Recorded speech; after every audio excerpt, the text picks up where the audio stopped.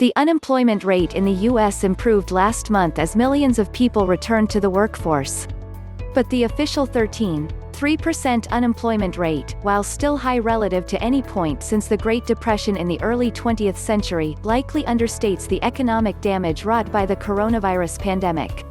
The real unemployment rate is likely at least 16%, according to the federal government.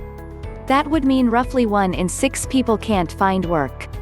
The Bureau of Labor Statistics, which published its monthly jobs report Friday morning, admitted the official unemployment rate may be low relative to reality due to an error in data collection. Around 21 million Americans were unemployed as of mid-May, a reduction of 2.1 million people from a month earlier, according to BLS data. That number includes workers who were furloughed, meaning those who were temporarily laid off by their companies in recent weeks. More than 15 million workers, about 73% of the total unemployed, are on temporary layoff and expect to be recalled to work once business rebounds. More from Personal Finance: what the unemployment rate actually means and why it's so important the stock market could crater again. Investors shouldn't worry. Beware these common scams that specifically target seniors. That share is far higher than at any other time in modern history, with the exception of April, when the share was 78.3%. Yet the BLS may have severely undercounted the number of workers classified as unemployed on temporary layoff due to an error, the agency said.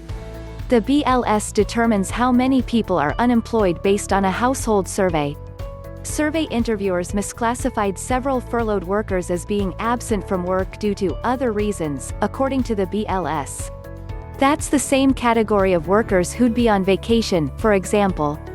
The overall unemployment rate would have been about 3 percentage points higher than reported if those individuals had been identified correctly, according to the agency. The estimate isn't seasonally adjusted. That would put the official unemployment rate at 16.3%. The true rate could be higher still. The unemployment rate doesn't include the share of workers who may have dropped out of the workforce, perhaps due to feeling pessimistic about the chances of finding a job in the current economy. More than 6 million workers have dropped out of the labor force since February. In fact, the unemployment rate is a much higher 21.2% as judged by another metric. This metric, which the BLS calls U6, includes people marginally attached to the labor force.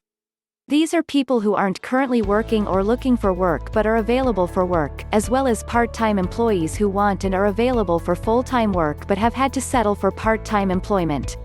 The U6 metric doesn't include the workers misclassified by the agency,